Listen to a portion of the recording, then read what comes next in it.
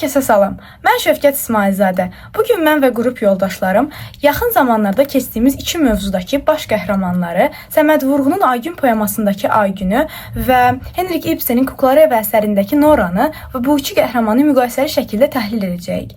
Hansı ki bu iki əsər də müxtəlif mövzularda və müxtəlif bölmələri əks etdirsə də, məsələn Aygün şərq mədəniyyəti və tərbiyəsi üslubunda yazılmış, ailəvi əsasları üstün tutan bir əsər olmasına baxmayaraq, Nora əsəri qərb burjuaziyasında yazılmış və təmtəraqlı, dəbdəbəli bir həyat sürən bir qadının özünü sonda kukla kimi oynadıldığını düşünməsi ilə evi tərk etməsi kimi nəticələrlə nəticələnən əsərlərdəndir. Belə ki, həm Aygün əsərində də, həm Nora əsərində də bir-birini bağlayan bir məqam var. Asıllıq nədir? Azadlığın çarəsi varmıdır? Hər iki əsərdə də müxtəlif oxşar və fərqli zəhətlər vardır. Bugün biz bu iki əsəri bir-biri ilə müqayisə edəcəyik. Aydın bir şəkildə hansı əsas, hansı müəmmalı məsələlər olduğu barəsində müəyyən qədər müqayisələr eləyəcək və axırda əsərlərdən bir nəticə çıxaracaq. Xoş dinləmələr. Aygünün mövqeyi, Aygün protesti səssiz, ləng və daxili xarakter daşıyır.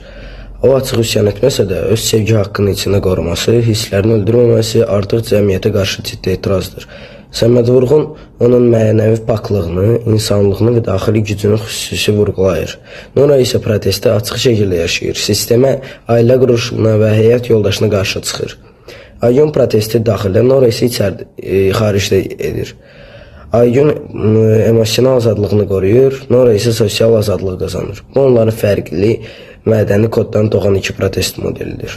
Aygünün daxili ziddiyyətinin kökü onun saf mənəviyyat ilə cəmiyyətinin ondan gözlədiyi itaət arasındadır. O öz duyğularını gizlətməyə məcburdur, çünki sevginin açıq ifadəsi ənənələrə ziddir. Vurğun onu ürəyində başqa, dilində başqa bir şey daşıyan bir qız kimi təsvir etmişdir. Bu ifadə daxili parçalanmanın güclü poetik göstəricisidir. Müqayisə etdikcə görürük ki, Noranın ziddiyyəti də eyni mahiyyətə malikdir. O da öz həqiqi mənəni gizlətməyə məcburdur, amma Aygün ziddiyyəti mənəvi, ailəvi borc ilə sevgi arasında yaranırsa da, Noranın ziddiyyəti şəxsiyyət və kukla rolu arasında formalaşır.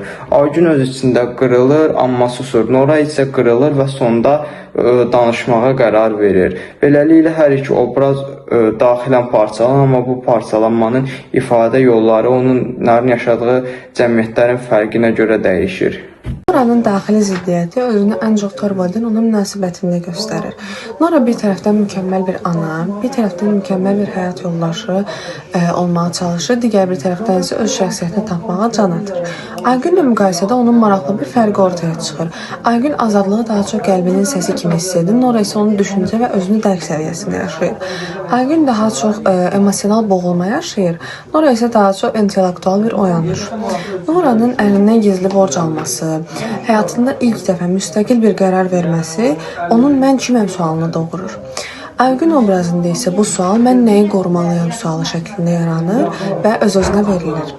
Beləliklə, hər iki qadın eyni daxili mübarizəni yaşayır, lakin biri özünü axtarmağa çalışarkən, digəri duyğularını qorumağa çalışır. Noranın dönüş nöqtəsi Torvaldın davranışıdır. Torvald onu qorunmaq əvəzinə öz nüfuzunu düşünərək qınaması Noranın illüziyalarını dağıdır. O an Nora başa düşür ki, uzun illər boyu yaşadığı həyat sadəcə kuklara evinmiş. Aygünlə müqayisədə burada əsas fərq ortaya çıxır. Aygün cəmiyyət təzyiqinə təslim olub susur. Nora isə təzyiqin mahiyyətini dərk edib susqunluğu tərk edir. Nora mən əvvəlcə insanam deyə bildiyi üçün dönüş yaşayır. Aygün isə mən ailəmin, ənənənin ovladıyam hissini daşıyır. Beləliklə Nora özünü tapdığı üçün azadlığa gedir. Aygün isə mənəvi borc hissələrini çıxmadığını üçün içində qalır. Salam, mən Zəhra Nurizadə. Bugün Nora ilə müqayisədə Aygünün dönüş nöqtəsi haqqında danışacağam. Aygünün dönüş nöqtəsi onun şəxsi hissləri ilə cəmiyyətdə qoyduğu sərt qaydaların toqquşduğu məqamda yaranır. Poemada cəmiyyət qadını susmağa, hisslərini gizlətməyə məcbur edir. Aygün dəfələrlə səsini udmalı olur. Bu mənəvi boğulma onun ruhunda qapanma yaradır. Noranın yaşadığı cəmiyyətdə qadına rol dikta edir, ancaq fərqli şəkildə. Qərb burjasının qadını bəzək kimi təqdim edir. Danışmalı, amma dərin olmamalı. Gülməli, amma müstəqil olmamalı. Aygün daxildən yaranan ot kimi səs göstərilir. O susur, amma hiss edir. Nora isə içdən yansa da, sonda bunu açıq bəyan etməyə cəsarət tapır. Yəni, Aygün cəmiyyətlə səssiz mübarizə aparır, Nora isə açıq mübarizəyə doğru addımlayır. Hər kəsə salam. Bugün mən Əliyeva Əminə sizə Səməd Vurğunun Aygün poeması və Henrik Ibsenin Kuklalar Evi əsərində Aygün və Nora obrazlarının protesti, dəyişmə arzusu ilə atdıqları seçimləri müqayisəli təhlil edib danışacağam. Əvvəla hər kəsərin oxşar cəhəti bundan ibarətdir ki, Aygün də Nora da cəmiyyətin onları sıxışdırdığı dörd divar arasında qalmağı yox, gör-görənə, hər deyilənə itaət etməyi yox, bir fərdi şəxsiyyət kimi formalaşmağı seçirlər. Öz potensiallarını dərk edirlər və bu yolda addım atırlar. Öz həyatlarına yön verirlər. Adətən fərdi azadlıq axtarışının nümunələrinə çevrilirlər. Fərqli cəhətlər isə bunlardır ki, Aygün bu azadlıq axtarışına çıxdıqda, öz ailəsini tərk etdikdən sonra uşağını geridə qoymur. Yeni quracağı həyatına onu da daxil edir. Və bunu etməklə o analığını bir daha təsdiq etmiş olur.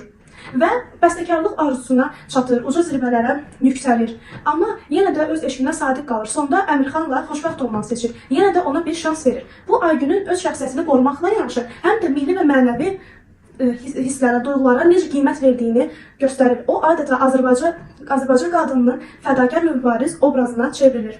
Aygünlə müqayisədə Nora ömrü boyu üzləşmədiyi həqiqətlərlə qarşı-qarşıya qalır. Dərk edir ki, həm atasının evində, həm də Torvəzi qurduğu ailə həyatında həmişə kukla kimi oynadılır, həmişə kiminsə sözlərinə itaət edir. Hətta öz fikri ilə, düşüncəsi ilə addım atmağa qorxub, bundan həmişə çəkinib və nəticədə o anlayır ki, özünü tapmalıdır. Cəmiyyətdə bir şəxsiyyət kimi formalaşmalıdır, kimdənsə asılı bir şəkildə yox. Öz qərarlarını özü verməlidir və bununla o ailəsini tərk etməyi seçir. Və bu addımı atanda hətta öz uşaqlarını da geridə qoymağı gözə alır. Aygündən fərqli olaraq o ailəsini tərk etdikdən sonra nə edəcəyini, nə addım atacağını hələ ki bilmir. Lakin bunu özü üçün edir. Düşünür ki, hər nə olursa olsun, o yenə də bir qadın kimi cəmiyyətdə öz yerini tapmalıdır. Aygün üçün azadlıq cəmiyyət içərisində, ailədə şərəfli və vicdanlı yaşamaqdırsa, Nora üçün bu ailəni tərk etməklə qazanılır. Ümumi olaraq deyə bilərik ki, hər iki əsərdə biz qadını həm təkcə ana rolunda ailə simvolu kimi yox, həm də cəmiyyətdə necə formalaşdırdıqlarını, bir şəxsiyyət kimi necə yer tutduqlarını görürük. Diqqətiniz üçün minnətdarım. Sən necə məndən xəbərsiz düşmənimdən pul almısan? Axı mən nə eləmişəm? Hər şey sənə görə eləmişəm də. Yox, sən mənə xəyanət eləmisən. Mən hər şeyi sizə görə eləmişəm. Bu yaşıma qədər heç bir arzum olmayıb. Siz amma məni kukla kimi görmüsünüz. Artıq mən dözə bilmirəm. Gedirəm öz həyatımı qurmağa.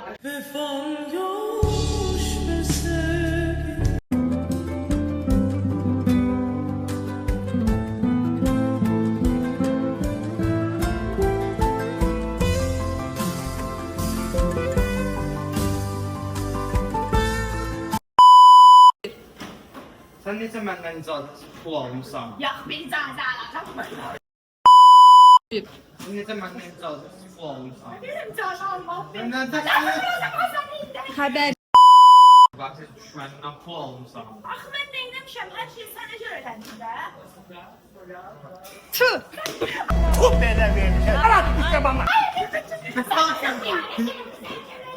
Sonra bir